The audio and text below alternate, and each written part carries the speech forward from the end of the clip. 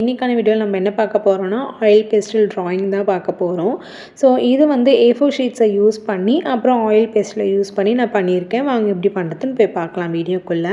So first A4 sheet வந்து எடுத்துக்கோங்க. இதை ஆஃபாக ஃபோல்ட் பண்ணிவிட்டு சிசரோ இல்லை ஸ்கேல் வச்சோ கட் பண்ணிட்டீங்க அப்படின்னா நமக்கு A5 பேப்பர் வந்து கிடைச்சிரும். இன்றைக்கி பண்ண போகிற ட்ராயிங்க்கு நமக்கு ஒரு A5 ஷீட் பேப்பர் இருந்தால் போதும். ஸோ அதனால் நான் ஒரு பேப்பர் மட்டும் எடுத்திருக்கேன். இன்னொரு பேப்பர் வேறு எதுக்காச்சும் யூஸ் பண்ணிக்கலாம்.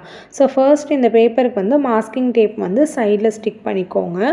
ஏன்னா இந்த மாதிரி ஸ்டிக் பண்ணும்போது நம்மளுடைய ட்ராயிங்குடைய அவுட்புட் வந்து பார்க்கவே ரொம்ப நல்லாயிருக்கும். சில ட்ராயிங்ஸ்க்கு நம்ம ஸ்டிக் பண்ணால் நல்லாயிருக்கும், சில ட்ராயிங்ஸ்க்கு ஸ்டிக் பண்ணலைன்னா நல்லாயிருக்கும். பட் இந்த ட்ராயிங்க்கு ஸ்டிக் பண்ணிங்கன்னா தான் ரொம்ப நல்லாயிருக்கும். அப்புறமா பென்சில் யூஸ் பண்ணி இந்த மாதிரி கர்வ் லைன்ஸ் மாதிரி நான் ட்ரா பண்ணியிருக்கேன். அதை வந்து ஆஃபாக ஸ்ப்ளிட் பண்ணுறதுக்காக ஒரு லைன் வந்து சென்டராக போட்டுட்டு அதுக்கப்புறம் ரவுண்ட் ஷேப்பில் வந்து ட்ரா பண்ணியிருக்கேன். இப்போ அந்த ரவுண்ட் ஷேப்பில் நான் மாஸ்கிங் டேப் மட்டும் நான் ஸ்டிக் பண்ணியிருக்கேன். ஓகேவா?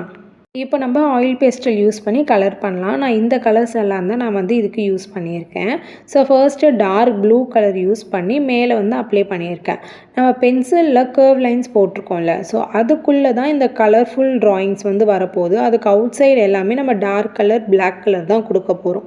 ஸோ அதனால் அந்த கர்வுக்கு வெளியில் நீங்கள் அடிக்கணும்னு அவசியம் இல்லை, கர்வுக்கு உள்ளேயே நீங்கள் வந்து அடிச்சுக்கோங்க. ஓகேவா?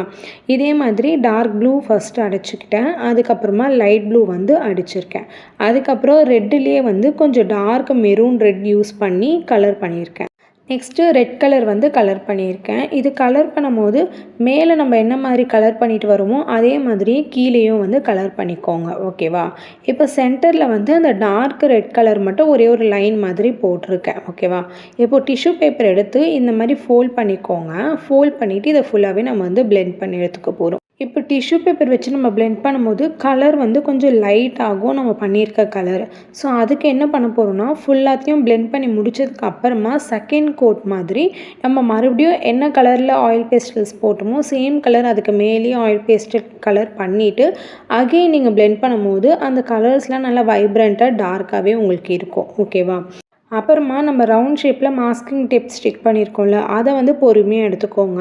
நீங்கள் இதை ஸ்டிக் பண்ணும்போதே ரொம்ப லைட்டாக வந்து ஸ்டிக் பண்ணிக்கோங்க. ரொம்ப அழுத்தி நீங்கள் ஸ்டிக் பண்ணிட்டீங்க அப்படின்னா பேப்பரோடு வந்துடும். ஏன்னா நம்ம வந்து A4 ஷீட் பேப்பர் தான் யூஸ் பண்ணியிருக்கோம்.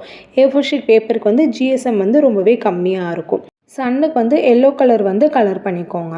நெக்ஸ்ட் நம்ம கர்வ் லைன்ஸ் ஃபஸ்ட்டு பென்சிலில் போட்டோம்ல, ஸோ அதுக்கு மேலேயே பிளாக் கலர் லைன்ஸ் வந்து ட்ரா பண்ணிவிட்டு அதுக்கப்புறமா ஃபுல் அவுட் சைடு எல்லாமே நான் பிளாக் கலர் தான் கொடுக்க போகிறேன். இந்த ட்ராயிங் பார்க்க எப்படி இருக்கும்னா நம்ம ஒரு கேவ்குள்ளேருந்து சன்செட் பீச்சை வந்து பார்க்குறதுக்கு எப்படி இருக்குமோ ஸோ அந்த மாதிரியான ஒரு அவுட்புட் தான் இது இருக்கும். கம்ப்ளீட் பண்ணிவிட்டு நம்ம இந்த ட்ராயிங்கை பார்க்கும்போது ரொம்பவே நல்லாயிருக்கும். பிளாக் கலர் பண்ணதுக்கு அப்புறமா டிஷ்யூ பேப்பர் வச்சு பிளாக் கலர் வந்து நான் பிளெண்ட் பண்ணி பார்த்தேன்.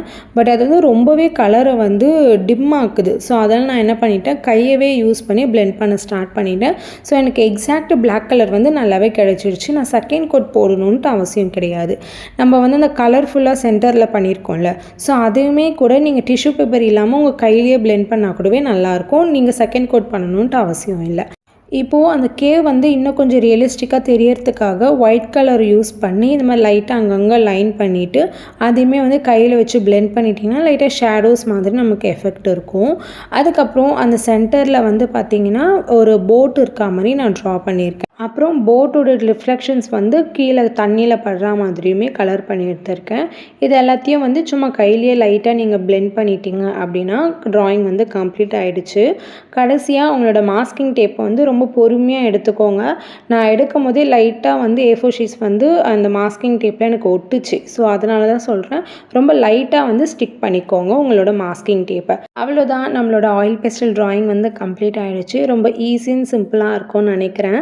ரொம்ப அழகாக வந்துச்சு அவுட்புட். உங்களுக்கு பிடிச்சிருந்தா லைக் அண்ட் சப்ஸ்கிரைப் பண்ணிக்கோங்க. நம்மளோட சேனலோடைய கண்டென்ட் உங்களுக்கு பிடிச்சிருக்குன்னா மறக்காமல் சப்ஸ்கிரைப் பண்ணிக்கோங்க. ஸோ இன்னொரு இன்ட்ரெஸ்டிங்கான வீடியோவில் பார்க்கலாம். தேங்க்யூ ஃபார் வாட்சிங்.